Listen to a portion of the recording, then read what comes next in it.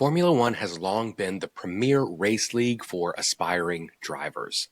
It features some of the most technical tracks with the fastest drivers in the world, and who better to capture the fast-paced world of F1 racing than the director behind Top Gun: Maverick.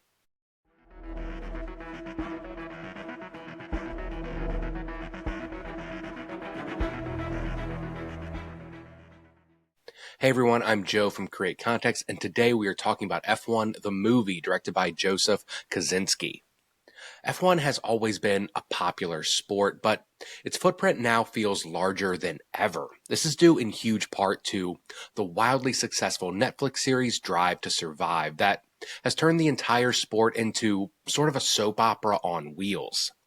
We have huge personalities with the drivers, tons of backroom deals with the owners and managers, and an air of wealth and success around every turn. Dramatizing F1 into a reality series was a truly genius marketing move by the FIA, and one that has helped propel the sport into popularity, especially here in the United States. A country that, during the first season of Drive to Survive, held only one race and now boasts 3 separate Grand Prix across the country.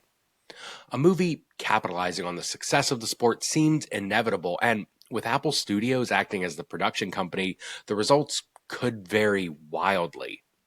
Fortunately, Apple partnered with the FIA and brought in Top Gun Maverick director Joseph Kosinski to essentially make Top Gun, but on land. F1 the movie follows fictional driver Sonny Hayes fighting it out on the grid against his teammate JP, played by Damson Idris, and pretty much every real-world F1 driver from the last season. Putting real F1 drivers in this movie, even if they have no speaking part, is a testament to the realism Kosinski and his team were going for. While this movie plays a little fast and loose with the rules of F1, every fan of the sport will see a depth of realism on display that's hard to find in most sports movies. Sonny Hayes is played by Brad Pitt. He's a washed-up former Formula One driver who now spends his days gambling away every small paycheck he makes from various races. He's recruited by Javier Bardem's Ruben Cervantes, owner of a fictitious APXGP team. With only 9 races left in the year, Ruben has to do the impossible: land a singular race win before the end of the season, or be forced to lose his team and around $350 million. Sonny is his ace in the hole, or at least his wild card. He's an old school driver who plays fast and loose with the rules while still being able to drive circles around the youngsters in his field. Sonny's teammate, a rookie fighting for a spot on a better team, is immediately fed up with the old man, which sets up the central conflict of this film. It's the new young blood versus the older, wiser, loose cannon. If this all sounds a bit Top Gun Maverick, it's because it most certainly is. F1 is a dad movie, and I mean that in a good way. This is a film about middle-aged men who everyone has counted out.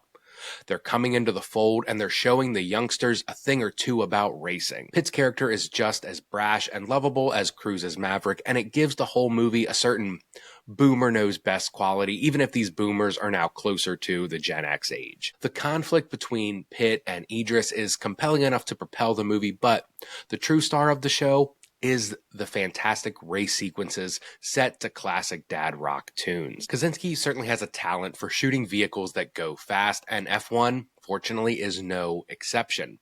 He uses some really cool techniques with cameras placed directly on F1 vehicles.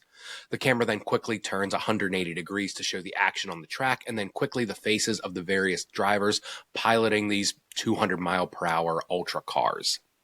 These shots make for thrilling action, and coupled with the huge amount of access the FIA has given the director, F1 feels exactly like an F1 movie should. The FIA clearly learned a thing or two about raising their popularity after giving Netflix so much access to the paddock and their drivers, and that formula continues to work here. Fans of Formula One racing are sure to be delighted when we get glimpses of Carlos Sainz or get to see Gunther Steiner's famous scowl. But there are a few plot elements that will make real racing fans start to do the actually spiel as soon as the credits roll. I didn't find any of these plot points too egregious, but it definitely destroys the otherwise flawless realism of the film. Pitt's continuous defiance of the rules and orders go much farther here than the occasional squibble between Lewis Hamilton and his race director. The acts Pitt commits would surely result in massive fines, disqualifications, and possibly even ejection from the grid. Pair that with his quickly accepted request to totally change the build of his car for battle instead of speed, and F1 starts to lean a little too hard into the old man always right motive. Regardless of these fantastical elements thrown in for dramatic effect, the film is a solid story and one that has everyone rooting for Sonny Hayes throughout. Behind the on-track action and garage drama is a fantastic score from Hans Zimmer. Sure, Zimmer has made some of the most iconic scores of all times, but it is worth noting that the music in this film elevates everything that is happening on screen. F1, the movie, is a movie for dads, racing fans, and anyone who loves a good underdog story.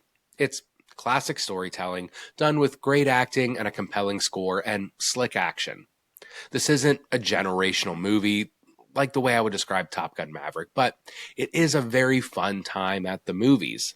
It doesn't have any really big, huge underlying themes other than maybe the idea of being a wild card, and there's some gambling motives thrown out, but it's not trying to say anything super important. It's just a fun time at the movies, watching cars go real fast and Brad Pitt spewing witty dialogue. And sometimes that's all you need for a good summer flick. Thank you guys so much for hanging out at the Weekly Movie Minute. Again, I'm Joe from Create Context. If you like this, please give us a subscribe. We do this every week, and I'll see you guys next time.